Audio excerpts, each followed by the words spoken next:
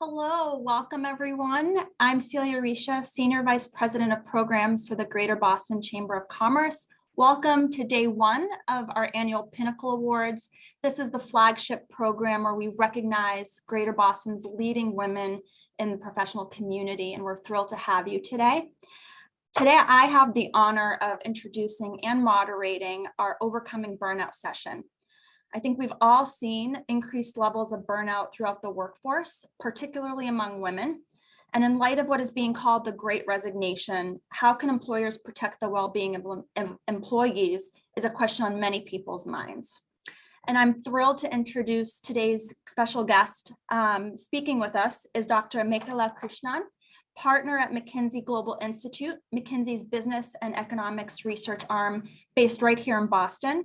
And I'm also proud to say a member of our Women's Network Advisory Board. So we are constantly peppering her with questions throughout the year, not just on Pinnacle Day.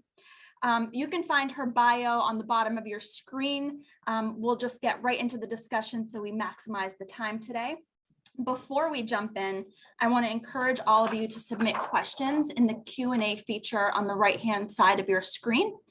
And also, please utilize the chat feature, share comments, stories, whatever you'd like to make today's workshop as interactive as possible. And in that vein, let's just light up the chat. If you're comfortable, please enter the number 1 if you or a colleague at work has experienced burnout at any point the past 2 years. I know if I were in the chat right now, I would just be going like this with the number 1. So without further ado, I'm going to toss it over to Mekala. Thank you so much for being with us. And I know you're going to share your presentation, and I'll come on at the end to ask a few questions. Mekala. Great, thanks so much.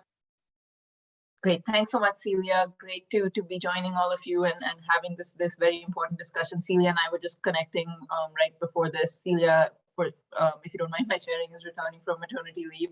I am about to go on maternity leave, and so I definitely have been feeling a little bit fried over the last couple of months, and actually ended up taking myself 2-3 weeks of vacation a few weeks ago because I was feeling exhausted and very much on the verge of burnout. So this is a topic that is certainly near and dear to my heart, and I'm looking forward to sharing some of the findings of our recent research with you all on this topic.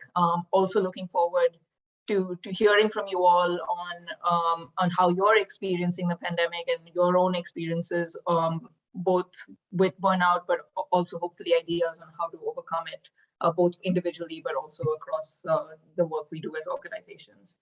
So with that, let me kick us off with just setting the context a little bit on more from a macro standpoint on where we stand in the labor market today. I'm an engineer by training, so there's going to be a bunch of data on these slides. I'll try and hopefully be able to orient you as we go through so it doesn't feel too complicated. But what we have shown on this slide is 3 different lines, black and then 2 different shades of blue. The black line is showing job openings between 2019 and 2021. And what we see on that chart is that today, relative to where we were in January of 2020, we have a 51% increase in job openings. So if anything, this is a record time in terms of demand in the labor market.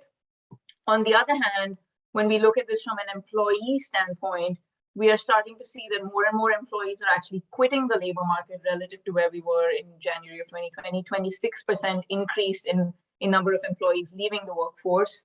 And at the same time, we're also seeing a big reduction in layoffs and discharges.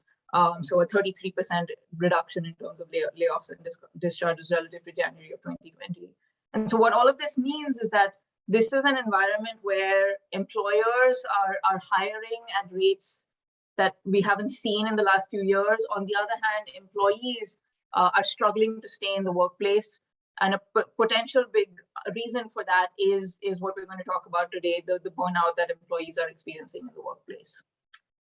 So with that macro context, what we have done for the last 7 years actually is a collaboration with the Lean In Foundation. It's a multi-year joint research effort that we've conducted in partnership with them that has been one of the largest comprehensive surveys of the state of women in corporate America. So we've done a whole set of surveys that has looked at everything from representation to the experiences of employees in the workplace to try and understand trends and practices that companies are putting in place to improve the experience, particularly of women in the workplace. This year, we had a record number of companies participating, 423 companies across North America that represent more than 10 million employees.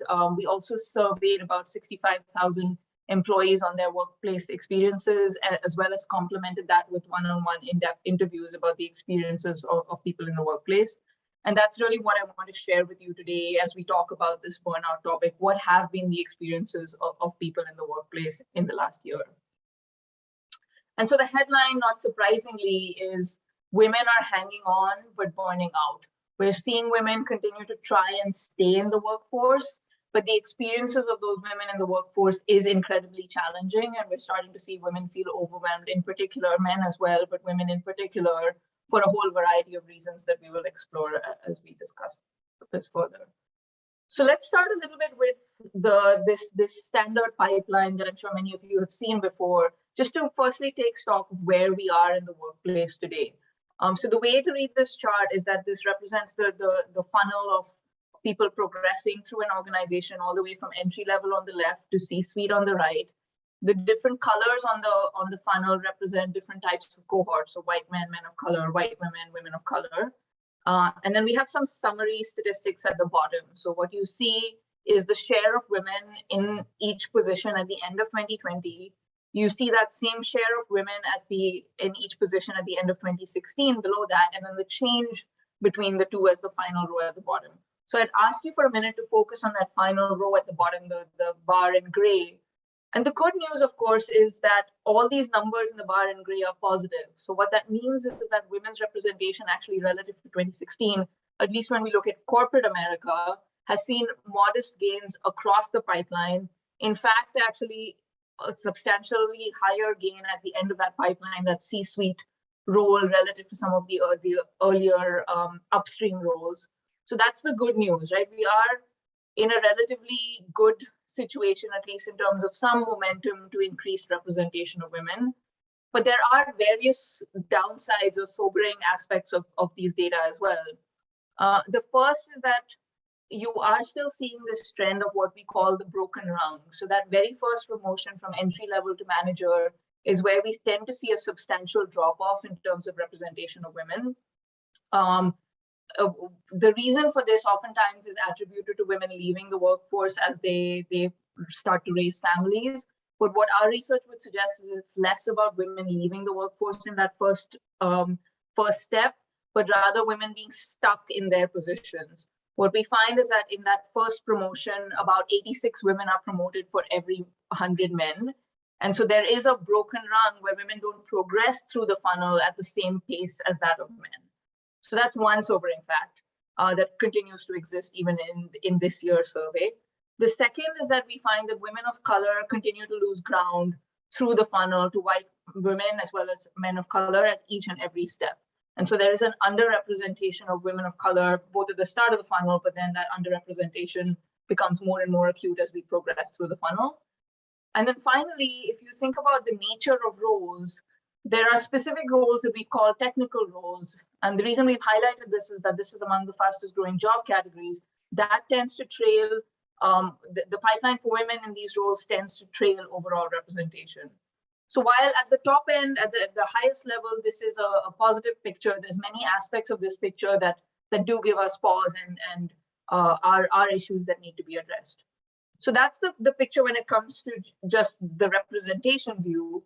But I think equally important to the view of representation is the view of experience. What is the experience of men and women in the workplace as they progress through this funnel?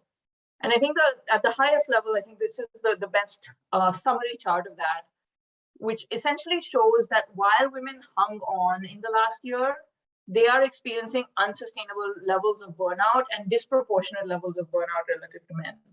So the way to read this chart, the question we asked employees, and remember this is the 65,000 or more employees that we surveyed, we asked them about their experiences of burnout. Are they experiencing burnout or not? And what we found when we asked this question in 2020 is that both men and women said that they are experiencing burnout at about a rate of 28% for men, 32% for women, so slightly higher for women relative to men. Fast forward to 2021, you see two things happening with this data. The share of employees reporting burnout has increased both for men and women, and that the share of women in particular reporting that they are burnt out, that gap between men has nearly doubled relative to where it was in 2020. So not only are more employees experiencing burnout, women experiencing burnout now at a disproportionately higher rate relative to men. And so why is that? Why is this the experience of employees in general, but also women in particular? First and foremost, not surprisingly, we find that employees who say that they are quote unquote always on, always connected with the workplace, always thinking about work, are about 2.1 times more likely to say that they're burnt out. So this is something that we experience across both men and women. This feeling of being always on increases the likelihood of reporting that you're feeling burnt out.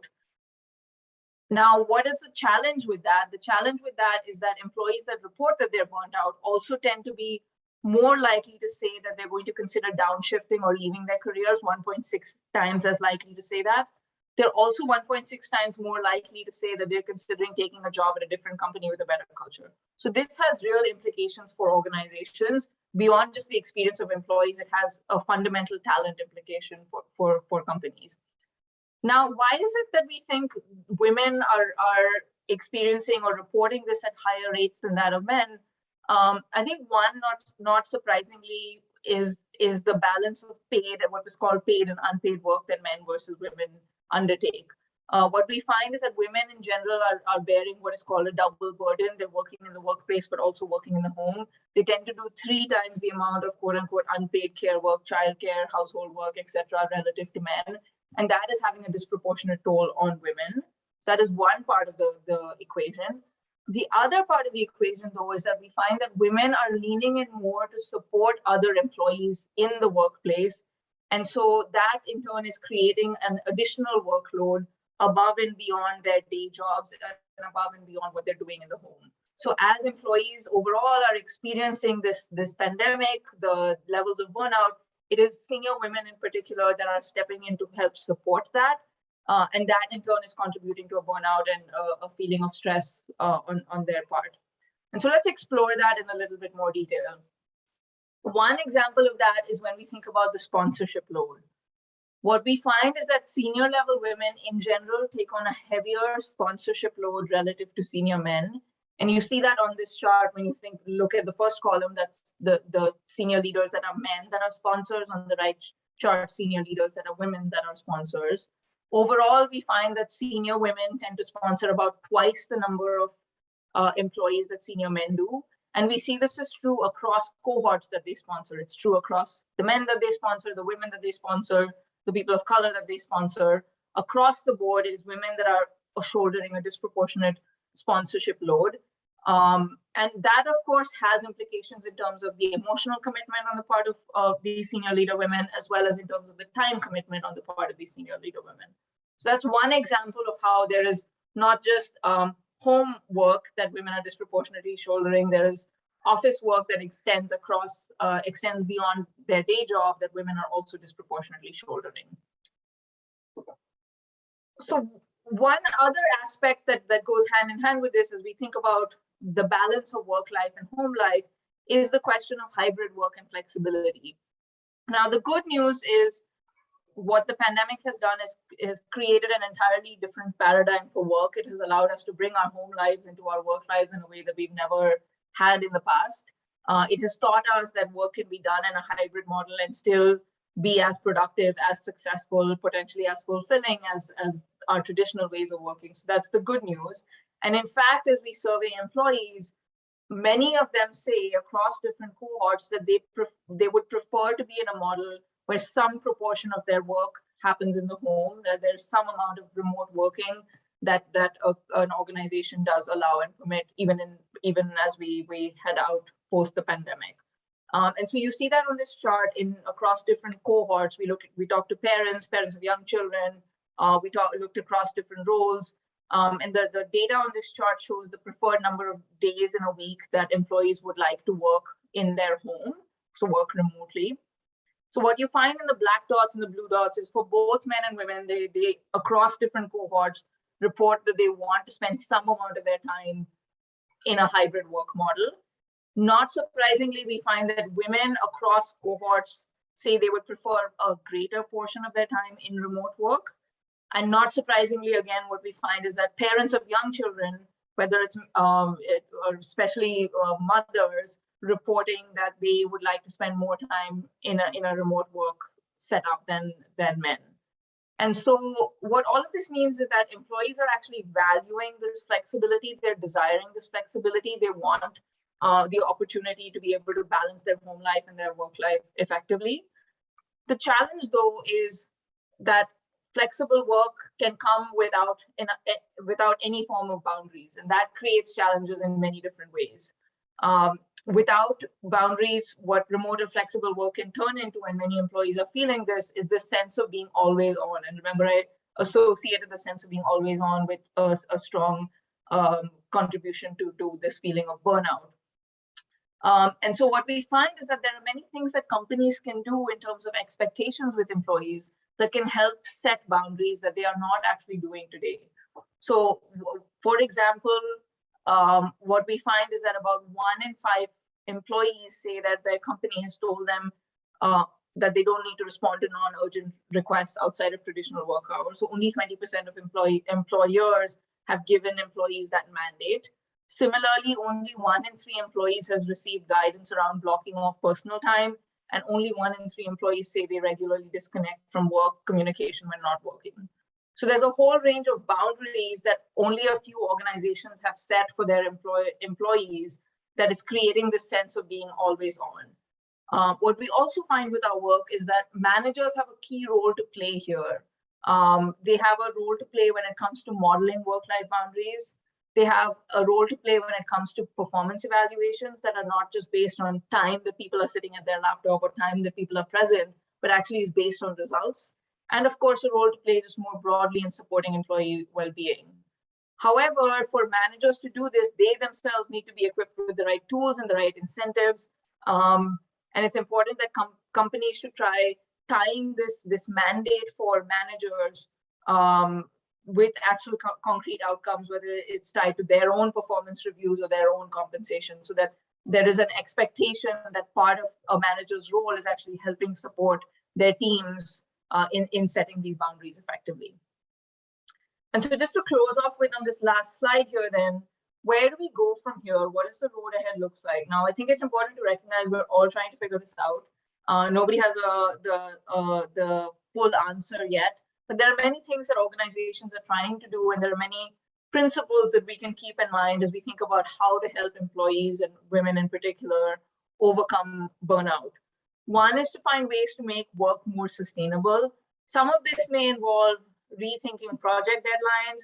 It will involve rethinking performance evaluations, rethinking expectations of how much time people spend in the workplace. So various ways to think about our norms, our practices, our performance reviews that allow us to think about more sustainability in the workplace. The second is resetting some of the norms that I described on the previous page around flexibility, whether it's expectations of when employees are on, creating expectations around blocking off personal time, etc. Actually establishing those norms, communicating those norms, making people aware of those norms, and role modeling them on the part of senior leaders. The third, as we've talked about a few times, is taking a closer look at performance reviews and ensuring that they're not based on input and time, but rather based on outcomes, and that take into account the full experience that an individual employee is going through in these times that we're living in. The fourth is specifically ensuring that there is a gender lens taken to how we are interacting with employees, as well as thinking about performance reviews, and minimizing that gender bias. That could include unconscious bias training. It could include more frank dialogues about what employees are balancing and the support that they need from their managers. But really recognizing that the experiences of employees is not uniform at all, and that there are many challenges that us as individuals are going through, and having that frank conversation. The fifth is thinking about policies and programs to better support employees. Now, we've seen companies put in place many policies and programs. I think that the two challenges, the two new lenses that companies need to take towards this is, one, taking a hard look at what policies and programs are actually being adopted. Oftentimes, we've seen companies do things like establish COVID days or establish workplace norms. But in terms of adoption, those rates of adoption of these policies and programs is very low. And so it's important to take a hard look at why that might be and where it's important to actually create the right incentives and the right environment where employees feel comfortable availing of these programs. And then some of it is actually frank conversations with employees on what they need. One of the assumptions that companies made, for example, at the start of the pandemic was that employees needed to hear frequently in town hall forums. They needed to gather frequently in town hall forums to feel connected to the rest of their organizations. When we surveyed employees, many of them said that they didn't see value in that type of connectivity effort. So I just give that as an example to say that assumptions on the part of companies on what employees need may not actually match what they truly need. And so it's also important to have a frank conversation across teams on what managers and what companies can do to best support employees. And then finally, it's strengthening employee communication. Again, going back to what I was saying about policies and programs, oftentimes we find that there isn't sufficient awareness of the types of policies and supports companies have. Many employees report that they aren't actually aware of the COVID type policies that their employers are offering. And so it's also important to create the right awareness, both of the programs themselves, but also who is adopting them and creating the right role modeling environment so employees feel comfortable availing of the services that their employers provide. So with that very, very quick overview of this quite complex topic, I'm going to stop sharing and happy to have now a discussion with all of you. Thank you. Thank you, Mekala. You certainly blew up the Q&A, so there's a ton in the queue. Let me start though at the macro level. Clearly, one of the trends of the past year since the pandemic, obviously, is remote work, in particular for white collar workers. But how do you see the pros and cons of that as it relates to gender equity in the workplace? Yeah, I think it ties to some of the slides that I shared later on, right? So on the one hand, we are seeing women employees, especially mothers, saying that they value remote work and they value flexibility and they desire to spend anywhere from 2 to 4 days off-site rather than in the workplace because it gives them more flexibility. I think, however, you need to balance that with the fact that that kind of environment can lead you to feeling quote unquote always on. So any type of flexibility policy, any type of remote work policy needs to go hand in hand with establishing the right norms and boundaries around the workplace. So that's both formal norms to say, you know, here, for example, here are the times that employees are working and on, or here are the times where email is being checked and being responded to. So actually establishing those types of norms, but then also role modeling that those norms need to be enforced or need to be accepted, right? I think about myself in leading my teams. You know, I've set a norm for myself that between 6 and 9 p.m. I'm spending time with my family and I'm not responding to any emails. But the moment I start to deviate from that, it both is a slippery slope for me, but then it's also signaling to my teams that there's an expectation that these norms are, you know, just ones that can be easily flouted. So it's also important to remember as managers, as leaders, that we role model these norms effectively. Yeah. And I would just add to that too, you know, you mentioned at the beginning, both of us have, you know, come back or about to go on maternity leave. And I think about that, but I also think about the roles men can play in this, because I often, you know, worry when workplaces introduce certain benefits, whether it's remote work, hybrid work, flexibility, that if only the women or the majority of those taking advantage of them and utilizing those benefits are women, it doesn't change the norms. And that is counter to creating a culture where there is gender equity. So I would just say to the women and the men on this workshop today, you know, encourage your colleagues to work remotely, to go and do pickup, you know, to take that time for leave. I know there was, I forget the name of the company, but a major US CEO was recently in the news because their company offered months of paternity leave as well, and they only utilized a portion of it. So some were, you know, acknowledging him for taking it, but taking some instead of none, but others said, well, model that behavior and take all of it. And so there's that piece around the norms and also encouraging men to utilize these benefits so they're not viewed adversely towards women, or like these are benefits for women, and then the women feel pressure then not to take them, to miss out on those opportunities. I 200% agree, Celia, and thank you for adding that. The framing of these policies cannot be these are women policies or Right. gender policies. These are our people policies. So even that, as avoiding that bias in how we're even talking about these things is incredibly important. Yeah, I love that, people policies in terms of the framing. Let's keep going a little bit on this topic, if you don't mind. So, like we were talking about flexibility, but what is the potential impact of flexibility on things like sponsorship, like promotions, in particular for women and those opportunities? Yeah, that's a great point. And there's obviously a lot of concern that many employees in general, but I'm sure women employees disproportionately have, to say that if I'm not in the workplace, am I missing out, right? Am I not in the room in the meeting? Am I, not having the coffee chat or the water cooler chat? And I think that's a real concern. I think there's a few different things that companies as well as individuals can do to overcome that or to get around that.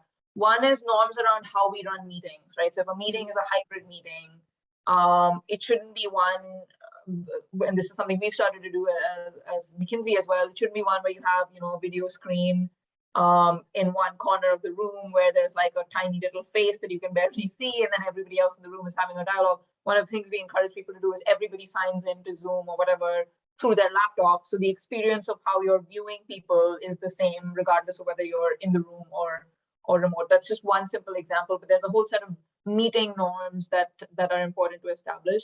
I think the second, which I have at least felt that I have struggled with in the past, and I'm trying to be much more proactive and intentional about, the times that you're in the office, make the most of those times, right? Those should not be moments where you are sitting in front of your laptop on Zoom meetings. Those should be the moments where you're meeting with people, where you're interacting with your colleagues. You are intentional about setting up time to do those in-person interactions with folks. The third is actually embracing the fact that if you're in a remote work setup, it actually allows you the opportunity to network with people in a way maybe that you couldn't have done in the workplace, right? So it becomes easier. The barriers, for example, I work in a very international organization. The barriers now for me to speak to somebody in another corner of the world are so much lower. It's just become part of the exercise of working together and working remotely to get on a video chat with somebody that's in Asia or in Australia, or clients that we serve in different parts of the world. So there's also, what's the silver lining of this remote work? It actually has reduced friction barriers, reduced costs of interacting with people anywhere in the world. So it actually increases your opportunities for networking, for sponsorship from a whole diverse range of colleagues beyond the ones in your immediate physical vicinity. So there's actually also, let's take advantage of some of this and use it well. That's a really good point. All right, I'm going to start flying through these. Shifting a little bit to management. I know I've felt the pressure on this, but one thing you highlighted, again, going back to sponsorship, but one of the data points from the McKinsey study is that women are 60% more likely to provide emotional support to their teams, which is huge. So how do you think the role of managers may have evolved as a result of the pandemic? And what strategies have organizations tried to use to support those actions? You mentioned performance reviews a bit. And I would quickly add, in thinking about this, I'm like, oh yeah. So our CEO, Jim Rooney, about a year ago said to senior leadership team, each of the four of you, myself included, have the same three goals. One of those goals is empowering and supporting your team right now. That's what I want to see. How are you helping them grow? How are you supporting them? And we knew, he said it, so we need to be mindful of it, but this is tied to our compensation. It's a goal for the CEO. He's taking it back to the executive committee. And that was just one great example that I saw, but I'm wondering and curious if you've seen others from organizations. Yeah, absolutely. And the reason I love that example, Celia, is it takes something that could very easily have been perceived as being quote unquote extra work, right? And it makes it part of your day job and your mandate, right? And so I think the more that we can recognize that for managers, supporting their teams is not a nice to have. It's not a, I'm doing this in my spare time, or I'm doing this out of the goodness of my heart. It is my job. And whether that is, signaling from a CEO or from senior management, or it is tying it to compensation and reviews, whether there is more formal systems for upward feedback that we put in place so employee experiences are being seen and heard.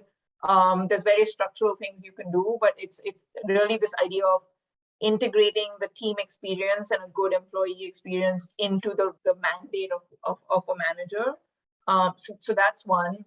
I think second is actually equipping managers with the right tools and training, right? This is, for a lot of people, is just completely unprecedented increase in the expectations in a role, or shift in the expectations of a role. And we can't expect that people can easily or organically step into that. And so equipping managers with the right tools to support their employees, whether it's, unconscious bias training or waste or support, training them on how to support and how to counsel, or how to have difficult conversations, how to watch for their own bias. There's a whole set of things that we can provide to managers to ensure that they themselves are well supported as they look to support their employees. That's great. Thank you. Now, rapid fire. All right, we have 10 minutes. And here's one, it's actually quite interesting. So how would you define burnout? I see so many people leaving their current jobs, but taking new ones. So I think the person is saying clearly is people aren't burnt out and needing a break. They're just going to a new role. So how would you define burnout in that context? Yeah, that's a good question. I think there's different levels at which it happens, right? So there's actually true fatigue and needing to take a break. There is wanting to change up your environment. I think part of, the pandemic experiences, you're sitting in like a room and staring at a laptop for days and months on end. So a new job can feel rejuvenating because it's a change, it's a difference. There's a third kind of term, which is slightly different from burnout, but I think can be conflated and is a part of it, which is what people call languishing, right? So this idea that I feel like every day is like the previous day, and I don't feel rejuvenated, I don't feel excited, I don't feel entrepreneurial, I don't feel a sense of innovation, I don't feel a sense of looking forward to the future. And I think a large part of the burnout experience is that. So there's the fatigue element of it, but there's also, I think, the languishing element of it, which is oftentimes, I think, why people try to change jobs or find new organizations to work at.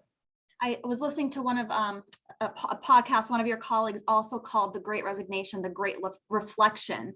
And it was just to that point about people wondering, and of course, if your colleague moves on, you have to reflect like, oh, should I be considering something? I want to do something new. I want to pursue my passion.